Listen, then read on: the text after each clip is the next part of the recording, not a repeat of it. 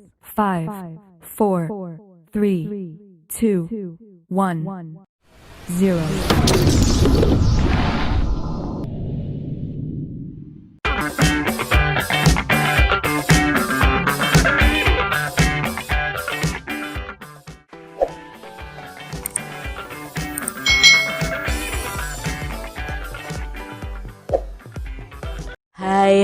Hai, selamat datang di channel YouTube Kak Citra.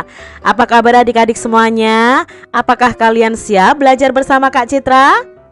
Hari ini kita belajar masih di tema 5 tentang cuaca nih. Subtema 1 keadaan cuaca, pembelajaran yang ke-6. Mari adik-adik kita belajar dengan penuh semangat.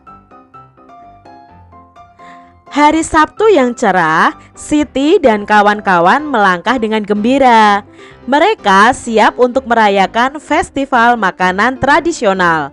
Lani memakai pakaian adat Bali, Udin dengan pakaian Betawi, Edo tampak gagah dengan pakaian Maluku.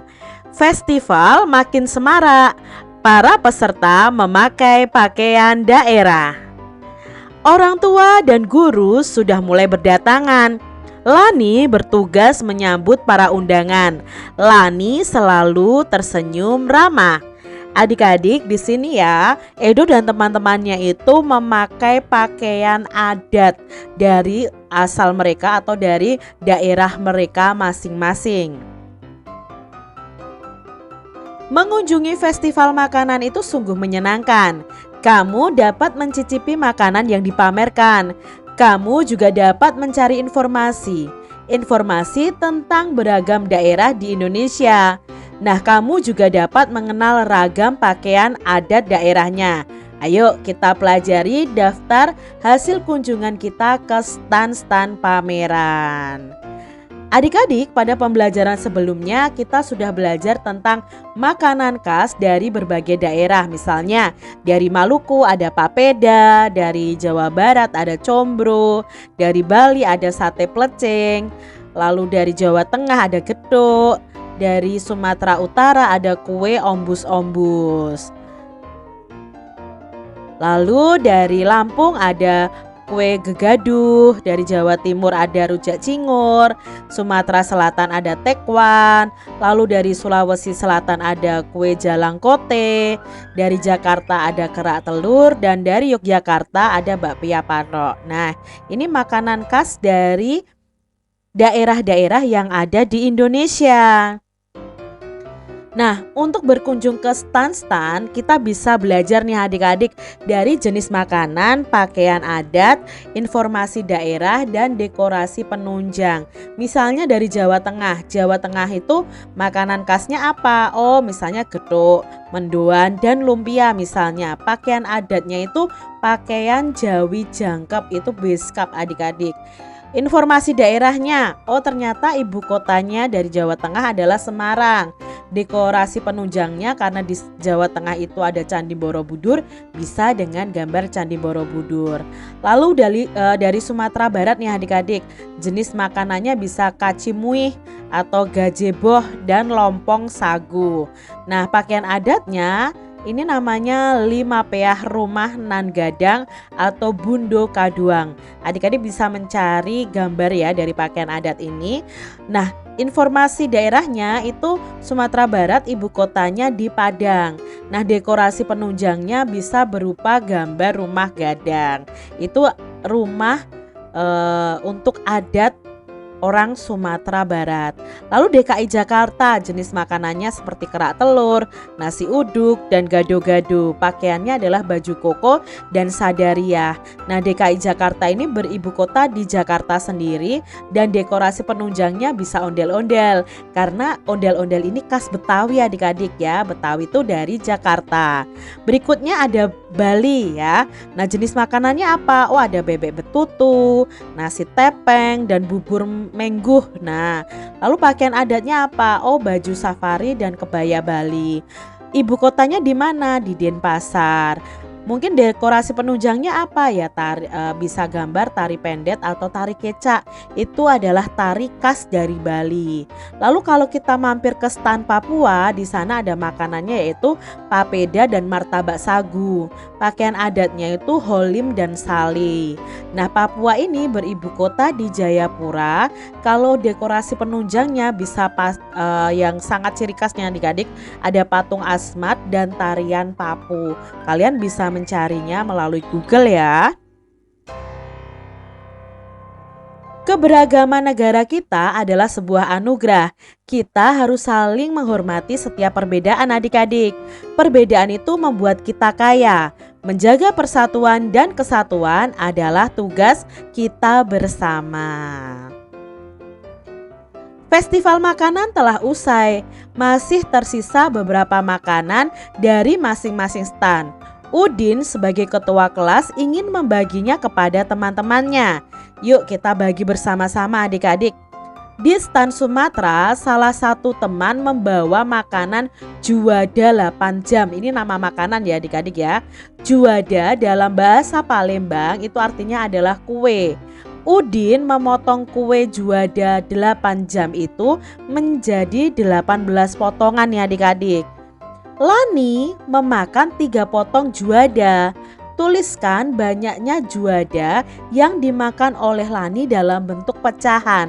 Nah, Lani tadi memakan 3 dari 18 potongan yang ada. Berarti bentuk pecahannya adalah 3/18.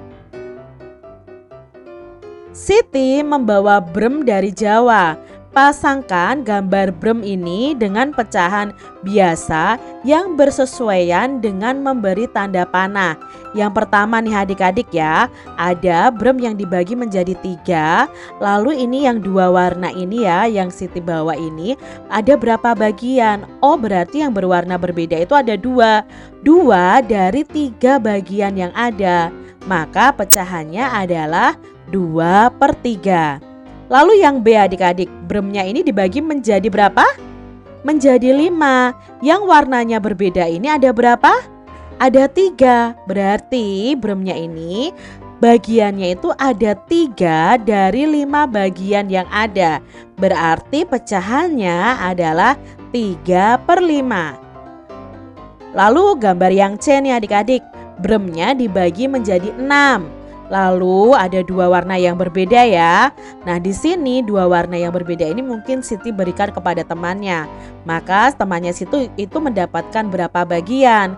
Karena yang dibagikan 2 dari 6 bagian, maka pecahannya adalah 2/6.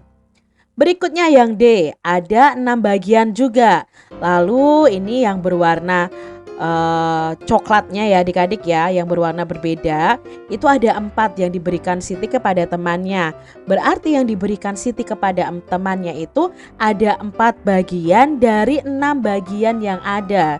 6 bagian secara keseluruhan. Berarti bentuk pecahannya adalah 4/6. Dari stan Betawi tersisa dodol. Dodolnya itu berbentuk bulat dan lonjong. Yuk kita mewarnai gambar dodol Betawi.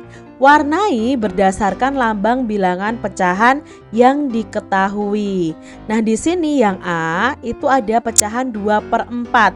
Berarti 2 bagian yang akan kita warnai dari 4 bagian yang ada. Ini sudah dibagi menjadi 4. Berarti tinggal kita warnai sebanyak 2. Nah, di sini Kak Citra warnai 1, lalu di sini 1. Berarti ini sudah 2/4 bagian. Yang B 3/5. Ini sudah dibagi menjadi 5 bagian adik-adik.